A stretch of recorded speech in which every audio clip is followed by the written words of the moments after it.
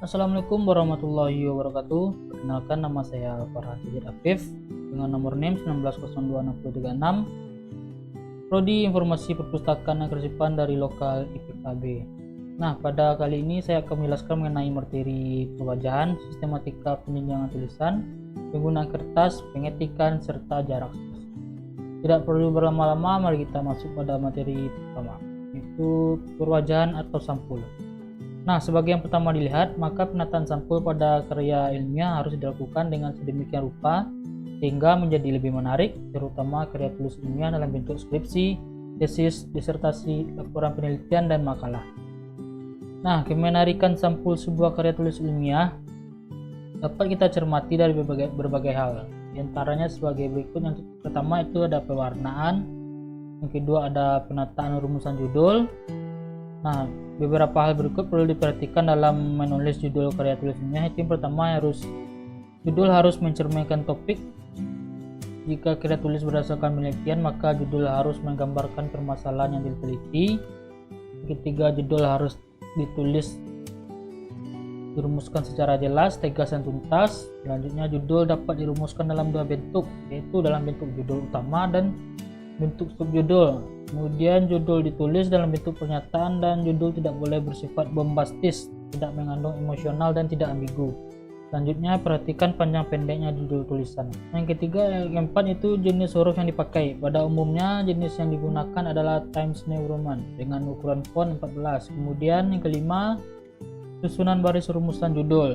Sebuah judul karya tulis dapat terdiri dari 2 atau 3 baris sesuai dengan jumlah kata pada rumusan judul. Kemudian yang keenam ada kelengkapan komponen sampul yang terdiri dari judul, jenis tulisan, identitas penulis, lambang lembaga, nama lembaga, nama kota, dan tahunnya. Yang ketujuh, posisi pernyataan. Kata-kata, frasa, atau klasa yang terdapat pada judul dapat dituliskan dalam bentuk lurus kanan penuh atau lurus kiri penuh atau juga seimbang atau di tengah. Kemudian yang terakhir ada ketebalan tulisan. Nah, pada umumnya tulisan yang terdapat pada sampul dicetak dengan cetak tebal. Itu materi yang kedua. Yang lanjut ke sistematika penjenjangan tulisan. Secara umum, karya tulis ilmiah dibangun oleh 3 komponen utama, yaitu yang pertama bagian awal, yang kedua bagian tengah, dan yang ketiga bagian akhir. Masing-masing bagian tersebut juga dibangun oleh bagian kecil dan yang lebih kecil lagi, demikian seterusnya.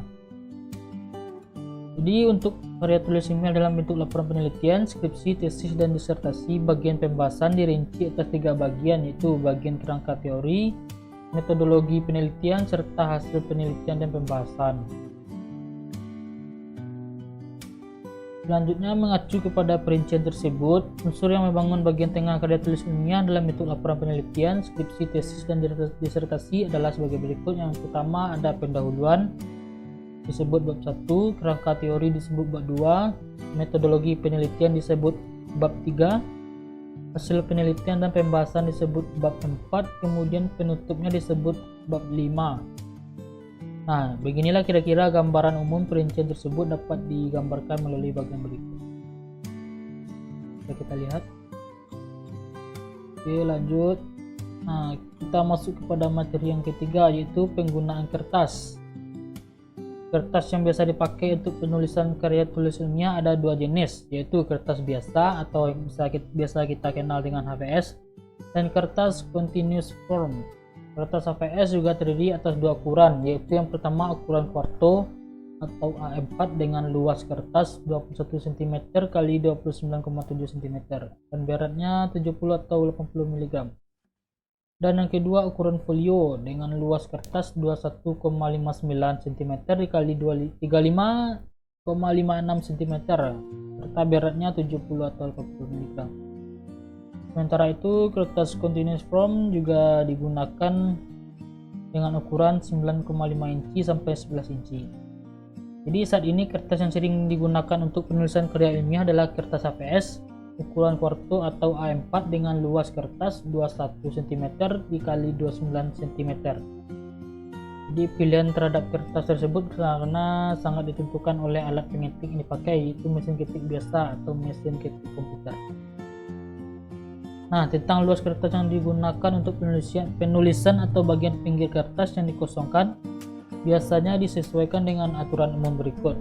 Yaitu bagian atasnya diberi jarak 3 atau 4 cm, kemudian di bagian kiri diberi jarak 4 cm, di bagian kanan diberi jarak 2,3 sampai 3 cm, dan yang bagian bawah diberi jarak 3 cm.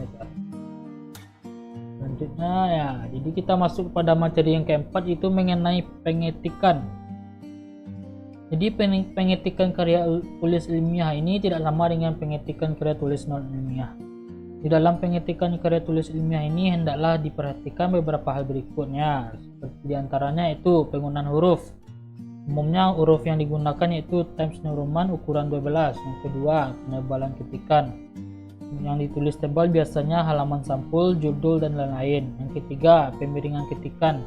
Nah, ketikan yang biasa dimiringkan itu biasanya bahasa asing atau bahasa daerah. Kemudian yang keempat itu penggunaan halaman ketikan. Nah, pengetikan hanya dilakukan pada halaman depan kertas. Selanjutnya yang kelima, pengetikan di awal jenjang. Jadi pengetikan di awal jenjang ini dilakukan pada halaman baru. Dan yang keenam, pengetikan lampiran. Pengetikan lampiran ini dimulai pada halaman yang baru juga. Yang selanjutnya itu pengetikan ilustrasi. Jadi pada pengetikan ilustrasi ini dilakukan sebelum atau setelah keterangan. Kemudian yang terakhir ada pengetikan petikan. Pengetikan petikan ini ditujukan kepada petikan langsung.